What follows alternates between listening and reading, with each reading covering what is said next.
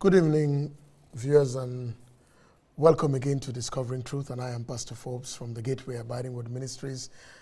This, I believe, is the final part of our series on truth and transparency. But let me say that if I don't finish, I will continue into part 5. But I believe we are all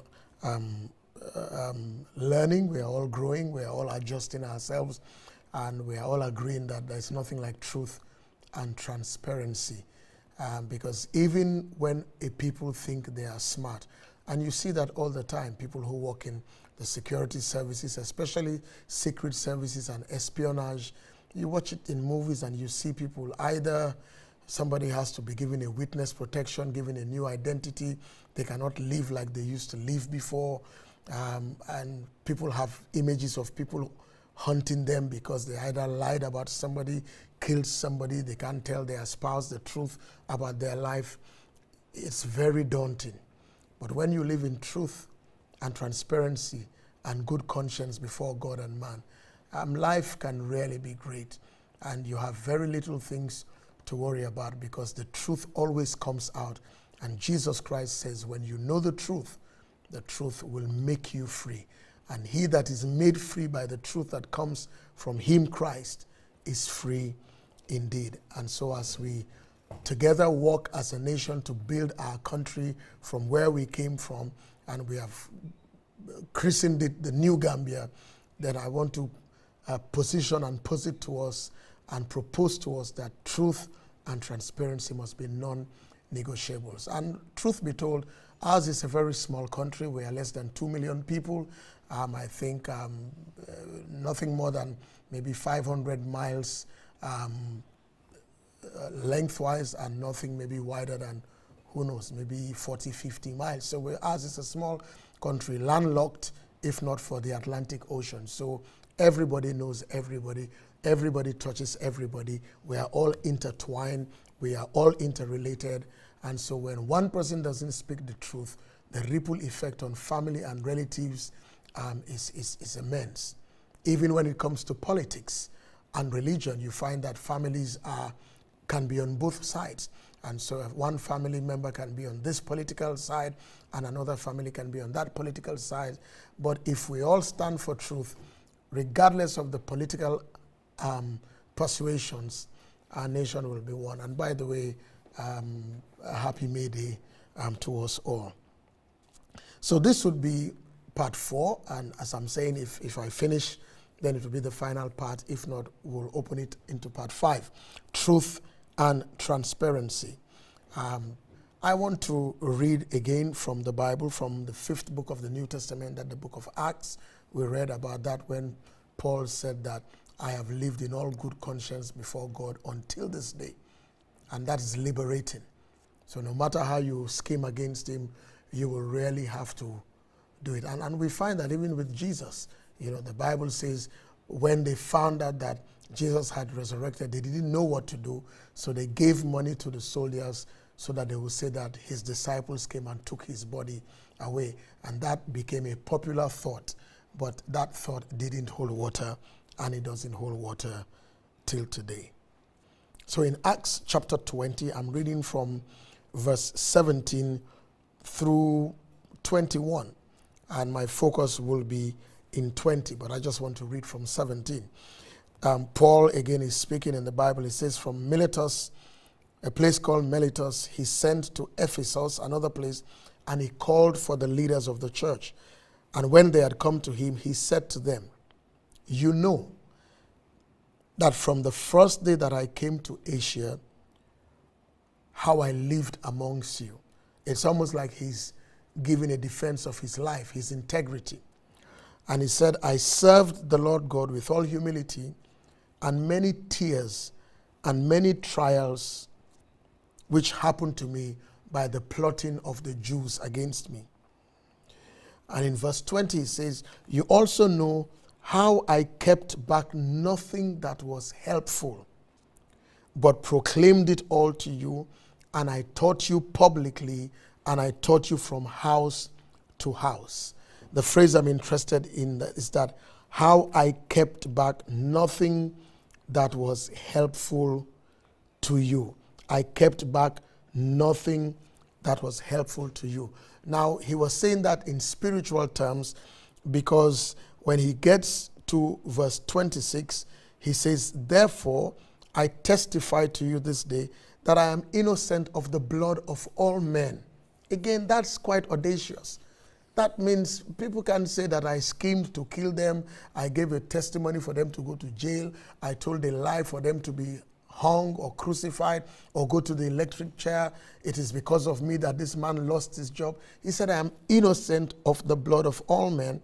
Verse 27, because I have not shunned to declare to you the whole counsel of God, the truth. It's like a pastor who, my job is not to tell my congregation the things that are sweet. Maybe because if I tell them that, they will give more money to the church. No, it's to tell the truth. It's like bringing up a child with only the things that are sweet.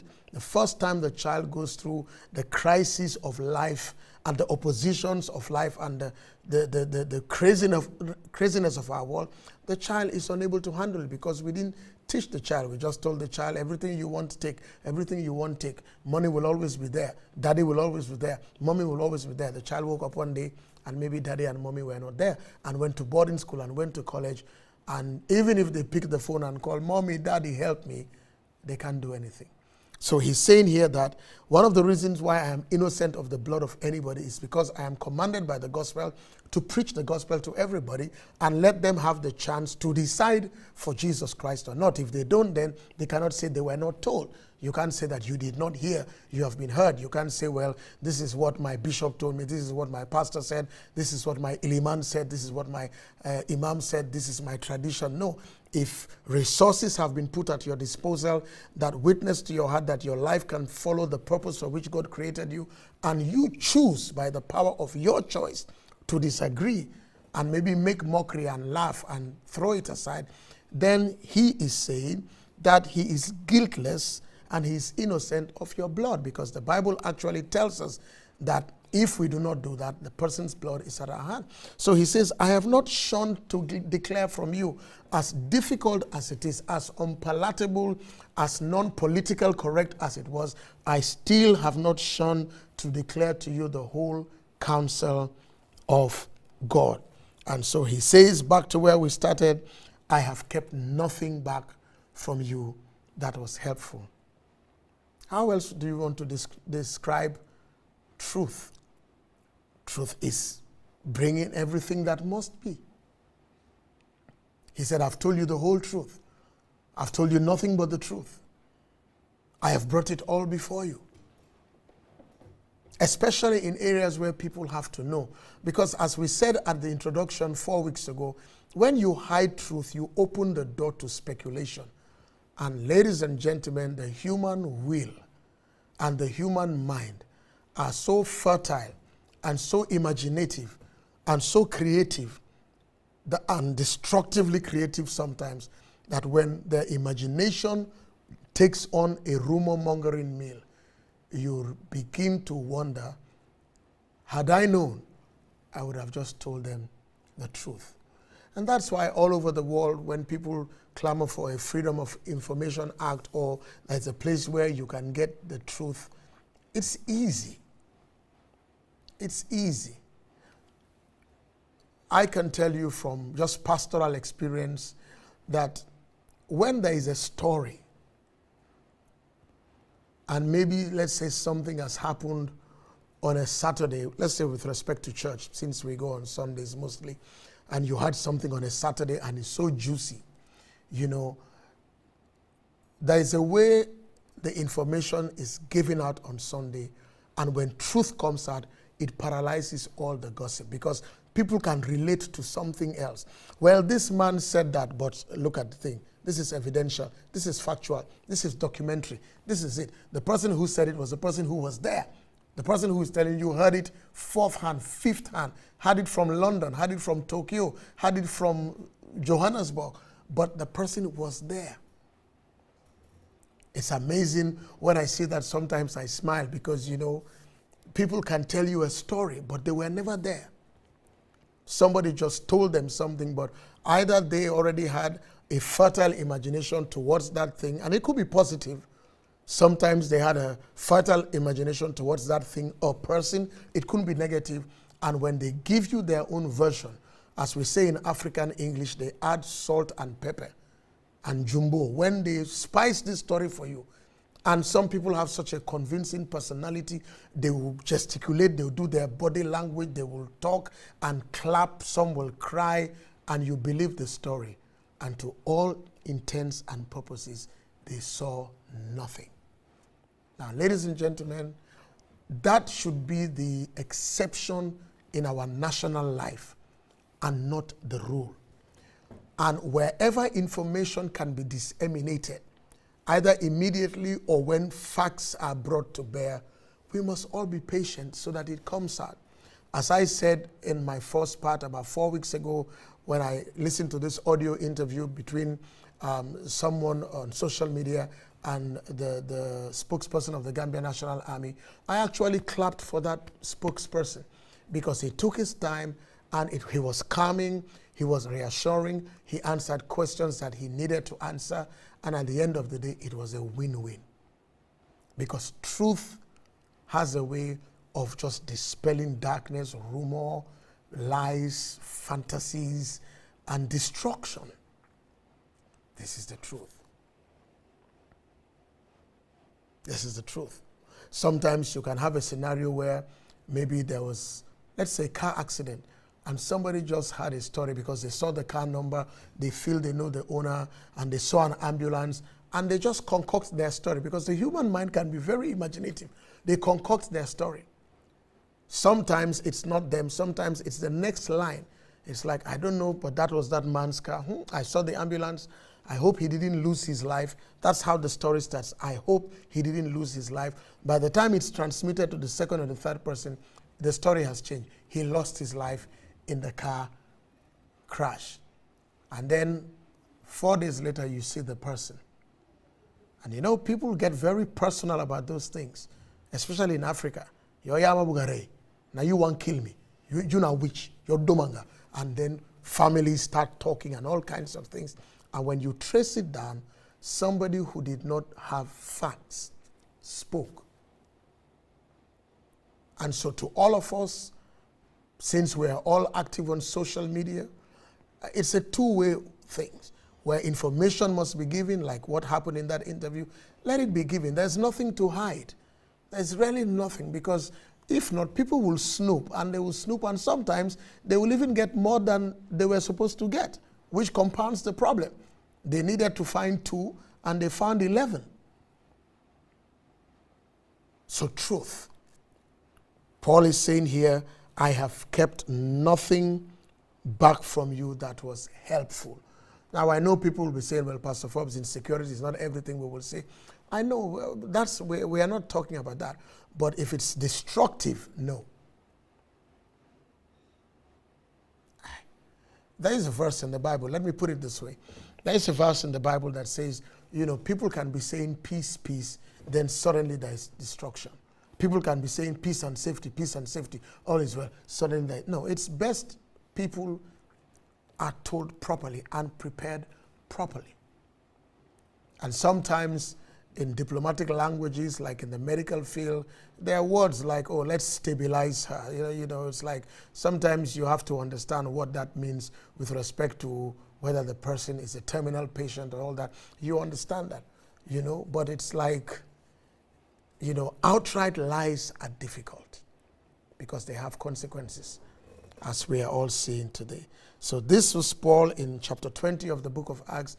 He really defended himself, basically saying that I have lived in truth, transparency, and also in all good conscience. Let me take you to another book of the Bible, popular book, the Psalms, and Psalms 51. This is when David had gotten into trouble and he was asking God for mercy. And he makes a statement which I love. It's in Psalms chapter 51 and verse 6a. It's just, there are 2 parts of the verse, so I'm calling it 6a and 6b. And this is what he says in 6a. Behold, you desire truth in the inward parts. Some translations say in the inner being. You know, Look, joke all you like, but in your heart, speak the truth. And where you can, make peace where you have told a lie. You know, as we say, everybody knows whether you fought or whether you went to court and whether you lied or whether you went before a commission or you were called somewhere and you lied and you cried and you rolled on the floor and you clapped and you did so many things, beat your chest and you did everything, refused to drive your car, you will walk home, when you hit your pillow at night to sleep. God is God. Your conscience tells you you lied. You didn't speak the truth. You didn't do well. You were economical with the truth. You set somebody up. Because he's saying here, behold, you desire truth in the inward parts. Inward parts, your heart, your soul. The real you, speak the truth. Don't become an expert at lying. Speak the truth. Right across the nation. Don't embellish anything. A couple of weeks ago, we celebrated here in the Gambia under the auspices of the Evangelical Fellowship of the Gambia, an overarching body for evangelical churches here, the life of Billy Graham. And one of the pivotal things that was shared about his life was just the fact that he made a decision that he would never augment his evangelistic figures. He will never embellish them to make himself good. He was not going to change 5,000 to 50,000. He wasn't going to change 50,000 to 5 million. He was just going to speak the truth as is. Look at what happens in financial institutions, in venture capitalist projects and things like banks, and businesses, Ponzi schemes and places where people are told, put your money here and it's going to double. And there are people who spend a lot of time fixing the books, making it look all well. Look at what happened to Mr. Madoff, how he made off with people's money and all that. But one day the truth comes out and you collapse like a pack of cards. Ladies and gentlemen, and to rise up again is very difficult. So basically, we just live in truth and transparency. When we started 4 weeks ago this series, remember when I read the scripture when John the Baptist was asked, who are you? He said, I'm just a voice. I am not Jesus. I am not Elijah. I am not this. People try to make themselves good.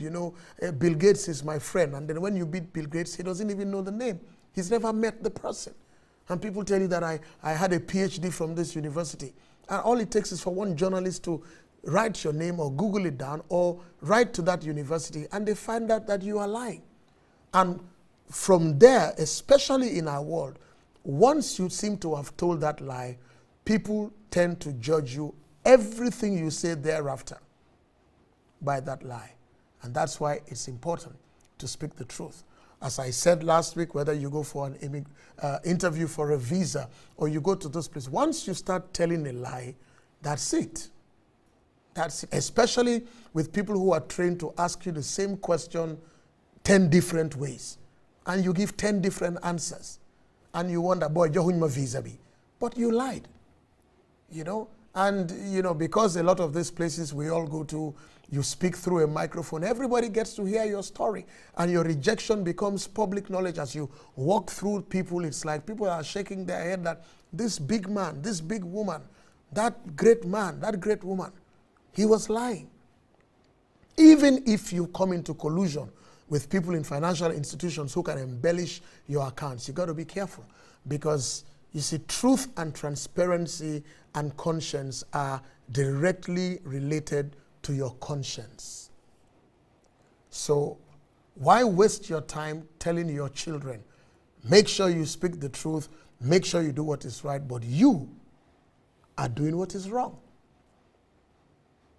And we have that maxim, do what I say and not what I... No, the children are going to do exactly what you do because the principles of communication, verbal communication is the minutest of it. Body language is a big one. That is why if you go to interviews, people just don't listen to what you say. They watch your body language. Your body language can communicate a lot more even when your mouth is saying nothing. So we must live in truth, in transparency, and with good conscience. So back to Psalms 51 verse 6, behold, you desire truth in the inward parts. If it's coming out from your mouth, let it be good conscience. Let it be transparency. Let it be truth. If you didn't see, you didn't see. If you don't know, you don't know. You know, again, as I said, you know, the uniqueness of our country is such that, you know, we have this phrase, they said, then they say. And that they, that then, and that them is nondescript. Who are they? Sometimes the they is one person who concocted a story in his kitchen, or who concocted a lie in her room and just sent something. You know, we need to be careful so that we can live properly. Let me take you to another verse that I so love. It's back to John's Gospel and chapter 10. And we're looking at, I believe it's verse 32. I'm really enjoying this. Jesus Christ asked them, I have done so many good works that I've shown you. So for which of these are you stoning me? There is none to stone me for, because everything I'm saying is the truth. Everything I'm saying is transparent. You can put it down your filter, it's right. You can check it down 5 years down the line, it's truth. I mean, this is more than 2,000 years now. It is truth. You don't have to embellish it. You don't have to change its substance, its intent, its doctrine, its principles. It is all the same. It is all the same. For which do you stone me? When somebody talks like that, then you know that they're sitting down properly, because there's nothing to hide. Probe me all you like. You are not going to get anything. And so, ladies and gentlemen, let me start landing with maybe 6 or 7 things that I will use, and I'll actually close this series, Truth and Transparency. The first one I said is live and speak the truth regardless, because truth is liberating. Misconceptions can always be found out. You know, people can, one of the joys that you can find in life, and I have seen that on many occasions, sometimes people have an impression about you because somebody who has an issue with you, or had an issue with you, or thought they had an issue with you, or made an issue with you, say things about you. And then when people meet you, it's like, wow, it's not you. I remember once I was driving in my car and somebody was sitting by me, and somebody else was at the back. And when we dropped the person at the back, the person sitting said, wow, I didn't know that this person is not what they said about this person. I said, wow, that's life. So learn to speak the truth. Live the truth regardless, because your conscience will be free. Secondly, be transparent as much as possible, because your word is your bond. Tell it as it is. Be transparent. You never will have to second guess a situation. What did I say last week? Remind me what I said before I say. You only do that when you lie. But when you speak the truth, you don't have to. Don't color code it for anything, even for profit. Don't try to look good. Don't try to look good. Because as we are seeing now, all the things that are being exposed as per maybe massive corruption and, you know, inordinate desire for money and property, you know, there are children that are going to read that. There are friends that are going to read that. And it's going to be sad. Say what you mean, and make sure you mean what you say, or don't say anything. Stand by your word. Stand by your conviction. It's your integrity. Do not be duplicitous. Don't say 1 and mean 12. Don't say 12 and mean 15. Just say what you mean, because that is a life of truth and transparency, and maintain a good conscience. When you do that, these 2 pillars, and I think I should add the conscience part, truth, transparency, and conscience, will really take us together as a people. And because we are so intertwined and interrelated, irrespective of tribe, religion, culture, we all know each other. It's going to be difficult if people target you as a lying man, a line woman, a line family, a line politician, a line minister, a line pastor, a line imam, a line business person, a line diplomat, etc., etc. No. Let us know each other for truth. If we all speak the truth and we are all transparent and we all operate in good conscience, this new Gambia will not just be a name, but it will be the new Gambia in practice. I'm putting this series to an end now. 4 parts until I come your way next week by the grace of God. This is Pastor Forbes saying have a good evening. God bless us all. May truth, transparency, a good conscience, and uprightness guide our country. God bless us all. Good night.